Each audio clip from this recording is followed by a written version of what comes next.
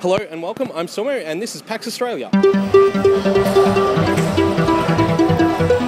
PAX was held for the second year at the Melbourne Convention and Exhibition Centre, or as we like to call it here in Melbourne, Jeff's Shed. And it was about the same as last year in terms of the size and the space that it took up, but I think that it seemed like a slightly better convention this year. Not a huge improvement, but just slightly better. For a start, there was some new attendees, and there was also some really interesting things going on. A much expanded indie booth, and this year was the first year that Sony made an appearance, which is pretty cool. They hadn't attended PAX Australia in previous years, and it was always, I guess, a glaring omission for them not to be there. So it's really cool that they've finally showed up this year, and their booth was pretty big. They had a lot of stuff to show off. They were showing off Uncharted multiplayer, and they were showing off Star Wars Battlefront, which isn't a game they're releasing, but it was just part of their booth where they had it set up. They were also showing off Street Fighter V, which I got a little bit of time to play on. I didn't get any video of Street Fighter V running, but it's a slightly older build. Some of the more recently announced characters weren't on display, but it was definitely there, so that was really cool.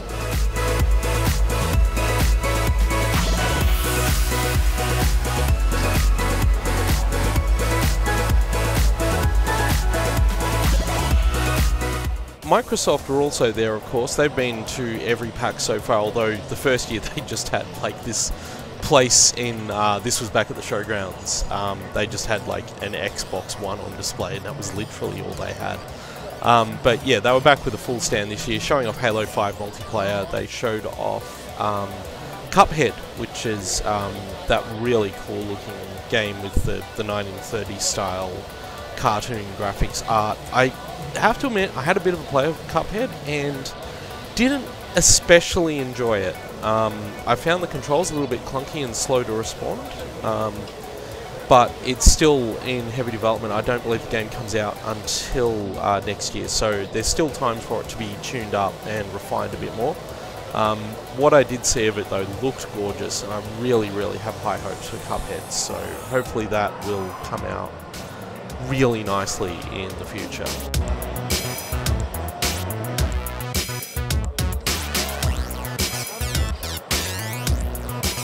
Nintendo, of course, were also there. Being Nintendo, just as they are, they didn't really have much. I think they were showing off Yokai Watch. I didn't spend a lot of time at their booth, to be honest, because like most of what they had was stuff they've already released. I did actually spend a fair bit of time playing Mario Maker at one point. I went through an entire one of those Mario Maker 10 Mario Challenge things that they had. I went through that, and that was kind of fun, I guess. I had a good time doing that. I hadn't actually played Mario Maker before that, so it was pretty fun, I suppose.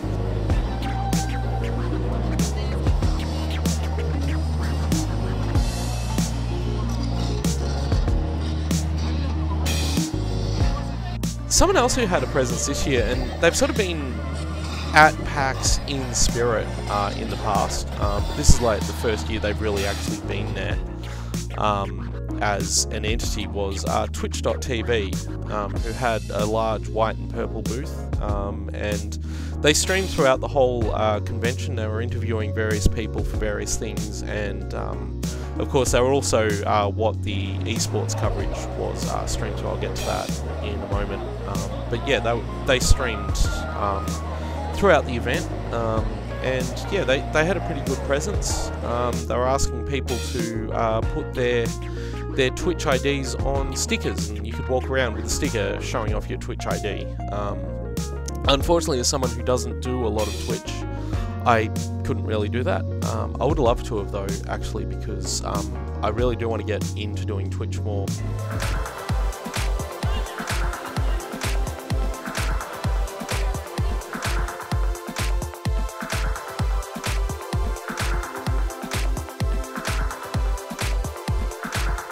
aside from like the main gaming hall at PAX, there's also the whole area on the other side of the convention hall. Well, not really the other side, but sort of the other half of the convention hall, which is where you have like the console tournaments, the PC free play and console free play, the board gaming and all that, and of course it has the retro stand, which this year a lot of people seem to think it was larger than last year, but I had a bit of a chat to one of the organisers, and apparently it was exactly the same size. It just seemed larger because the space was organised somewhat better.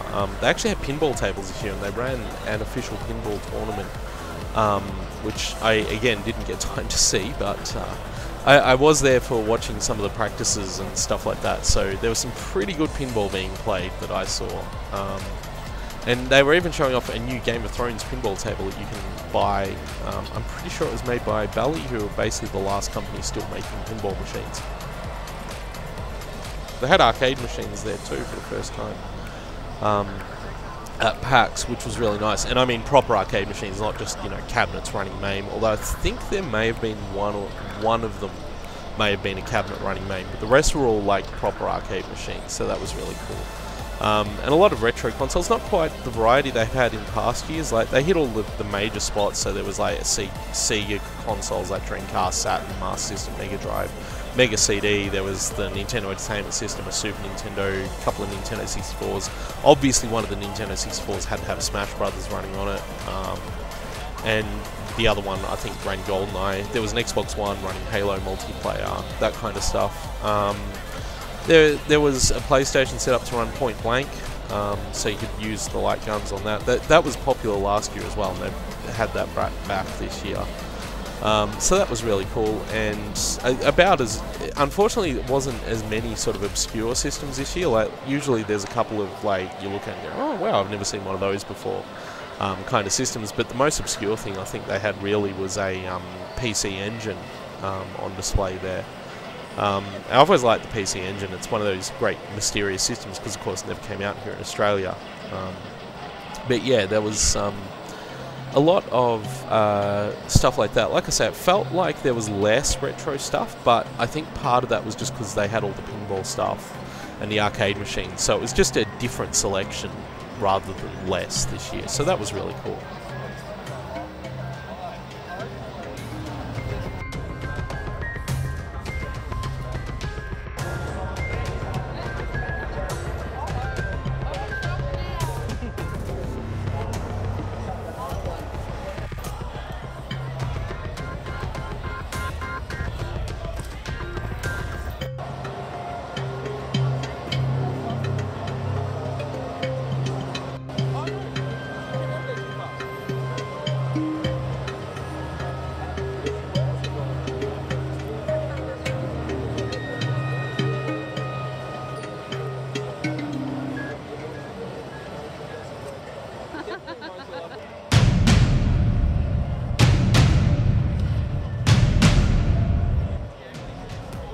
I spent a lot of time at PAX wandering around the indie booth, and the indie booth this year was much bigger than it's ever been before.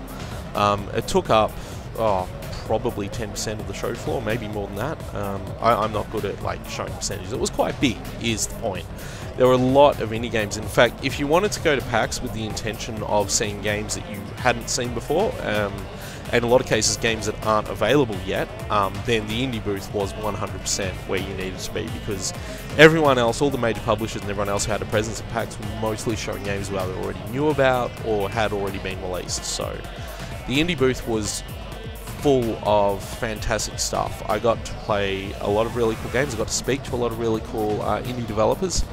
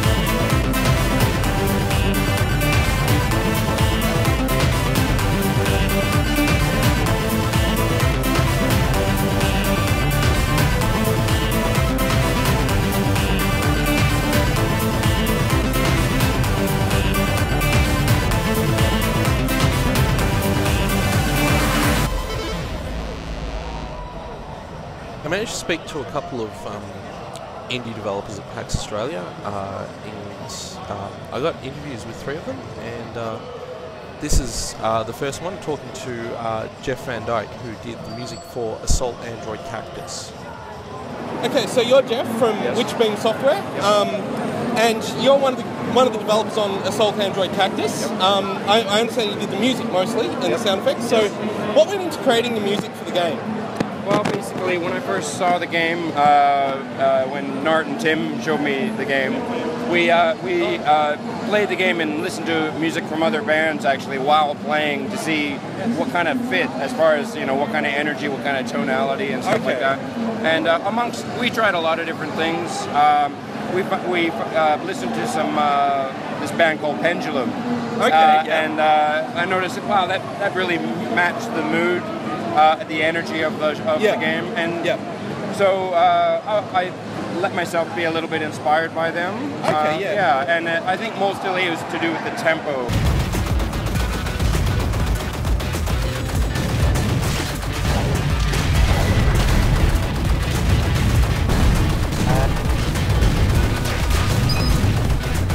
One of the things I've noticed about Assault Android Cactus is it feels very much like a bullet hell shooter. And the music to me made me think of cave shooters like Mushihime SMR and Dodonpachi and things like that. So I was just wondering if that was any in your thinking when you were creating the music for it as well. Well, I guess for me it was about trying to match the energy of the action, And I guess the other thing is my first thought was to actually make the music dynamic in the sense that if you play safe in the game, the music will sound safe. And if you play aggressively and kick ass, the music will amp up and kick ass. So the music dynamically changes as you the way you play the game. I actually hadn't noticed that when I was playing it. So either it's a really subtle effect. It can be. It depends. I mean, or you're a good player. Or I'm just a good player and you're maxing it out. Which is probably the case. I mean, I put maybe 14 hours into the game so far. I really like it. I think it's one of the best. This style game, like twin-stick shooter type games I've ever played, actually. Cool. I'm glad you like it. And I really enjoyed like the characters and everything like that as well. So were you involved in coming up with any of the characters or anything like that, or were you just brought on for the music? Well, I was brought on early on. I never really contributed to the character design so much myself. Tim and Art mostly did that, and Tim Dawson is the programmer. He's also the artist, and he's also the animator, and he pretty much came up with the idea of the initial part of the game anyway. So my involvement has been more about the presentation, the marketing assets, the trailers, and that sort of thing. So just one final question. Yeah, of course. What's your favorite android? That's a good question. I quite like Starch because she's kind of unhinged. I quite like that. Pretty wings. Fun. Yeah, exactly. And also like her ability, the way she plays. I like Peanut with her drill and ramming a bunch of robots all together into the wall. And those are sort of my 2 favorites. There are times. I mean, look, I like all of them a little bit. You know what I mean? Yeah. I know what you mean. I can't pick either. Like Starch might be my favorite, but I just go through the whole game, play them all at the same time. So Okay, thank you very much. No worries. It was good to talk to you. Yeah, thanks.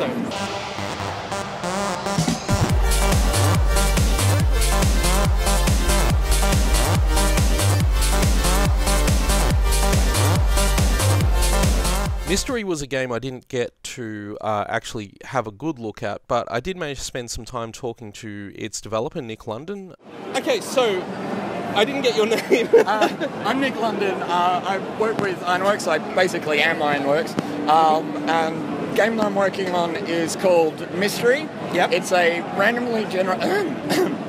It's very late in the day. I understand. It's a randomly generated murder mystery with sort of like roguelike elements and dungeon crawling elements as well. So the idea behind the game is to have a murder mystery that is different every time that you play. But because this game sort of like, this is a passion game. Hey, that's okay.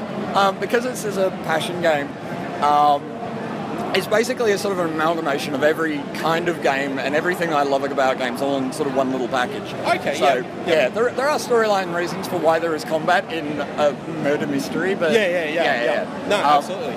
But yeah, so the whole game is sort of based around like short play sessions, like half an hour to an hour. Okay, yep. And it's meant to be very highly replayable. So yeah, like there's going to be a huge pool of weapons and items and characters and mystery scenarios and all that sort of thing. Mm-hmm. So basically, the original core, the original concept that I sort of started this game with was I wanted to make a game that you could play for a year and still find new content in. Oh, okay, so, yeah. Like whether or not I achieve that, it's going to be, well, that's going to be up to like the using procedural generation and stuff like that really helps with longevity because you'll never get the same game twice when you go back to play it. Yeah, it is. It is also a very interesting challenge. Like, you can't use procedural generation to just go like, oh, we'll just do that instead of level design. You still have to design levels, but you design them like one level removed. Yeah. So it's not like a case of like, we're going to make this hallway and we're going to put this light in here to guide the player. Mm-hmm. You've got to make a system that goes like, all right, we want the player to move towards this particular thing. We're going to place a light in this particular area.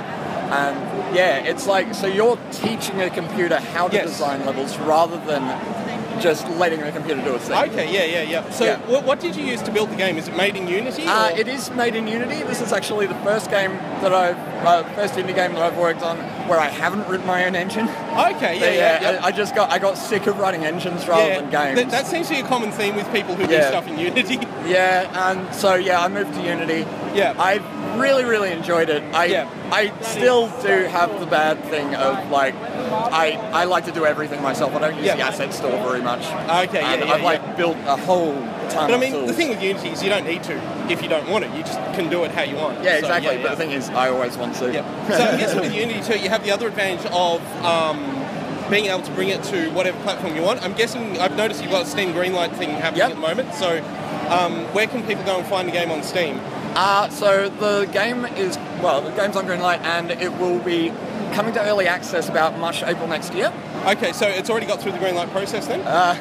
Pretty much. We're like really high on Greenlight. We're still on there at the moment, but it's basically a shoo-in at this point. It's like, if we don't get through, then I'll eat my words, but it looks like we're going to get through. If we don't, I'll just like put it up on itch.io and like other storefronts. Yeah, so I'll just sell it myself through my own website. Yeah, okay. So what's your experience been with Steam Greenlight too? Just pretty good, actually. Okay. Like, this is my first time with Steam Greenlight.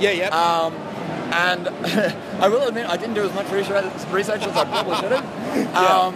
But it's been quite positive. Like an awful lot of yes votes, and the information that they give you isn't really the best. Like, it'd be nice to know where the traffic's coming from. But this seems to be a common complaint among people I've spoken to about doing it. But most of it is just like guesswork. Like, I did this thing at this time, and this thing happened.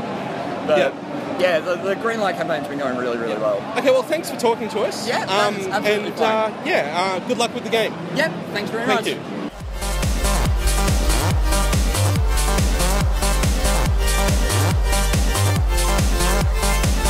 Perhaps the most popular game at the indie booth turned out to be a game called Inflatality, which is basically a fighting game where you're playing waivers, which are those things you see out the front of car dealerships and various other things like that. I did get to speak to Yosha Noesjirwan, who is one of the developers of Inflatality, and he explained where the idea come from and just how much fun people have been having with it at PAX. Okay, so I'm here with Yosha, who is one of the developers behind Inflatality, which has been a huge hit here.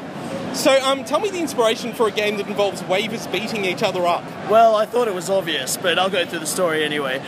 Basically, Rick was driving his kids around, as parents do, and driving past, I believe they went across a carpet court or some kind of car yard, and there were these two waivers that were just a little too close to each other.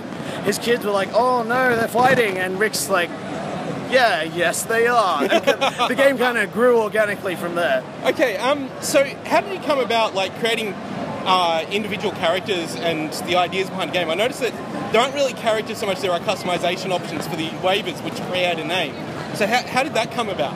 Well, basically, we wanted to like express in a game like this. We consider expression to be actually very important.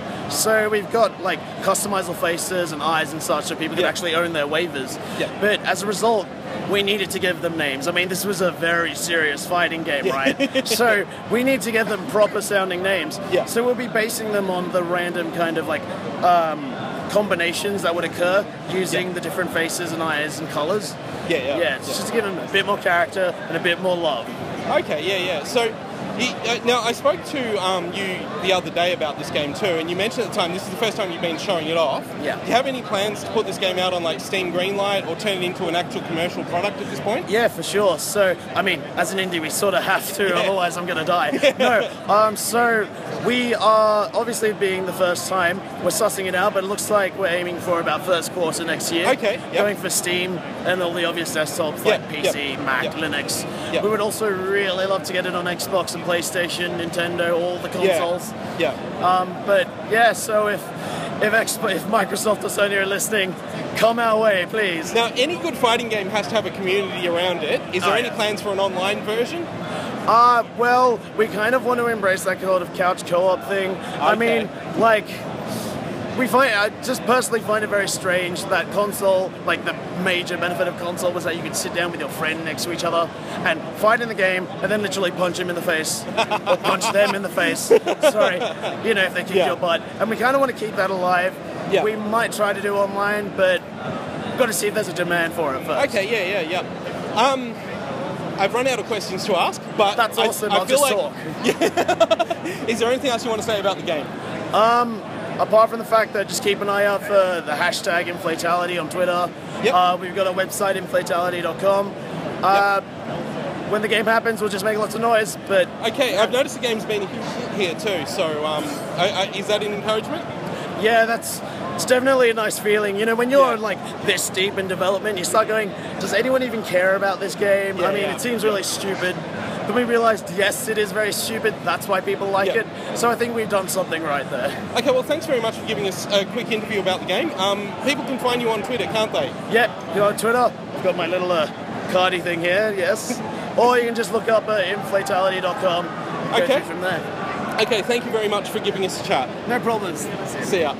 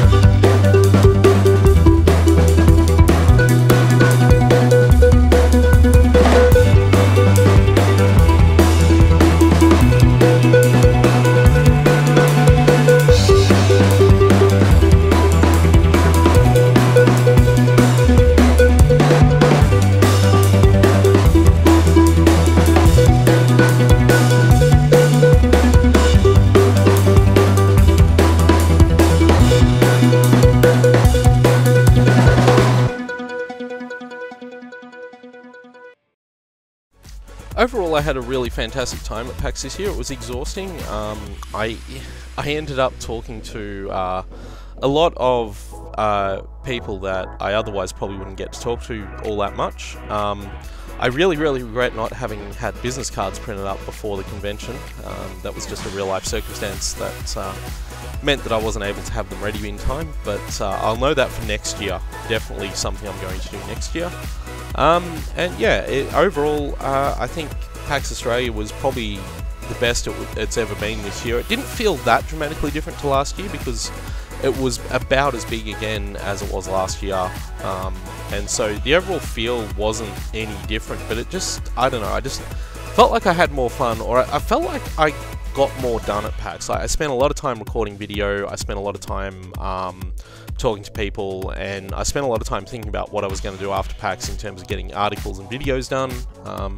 Had a really great chat to Alex Walker, who writes for Kotaku, and was just one of those things where I got to meet someone who I interact with a little bit on Twitter, and who I think is a really cool guy, and he was absolutely as cool to talk to in person, and the same was true of a number of people. I'd like to give a big shout out to Kale, the developer of Quarries of Scred and Quarries of Scred2, who was there, and who helped me get through the weekend. I think without his help I wouldn't have been able to enjoy it as much as I was able to, and certainly wouldn't have been able to survive the ride home on Saturday night, as my phone battery had died, and he kindly offered a charge for my phone, which was great. But yeah, so it was a really good convention.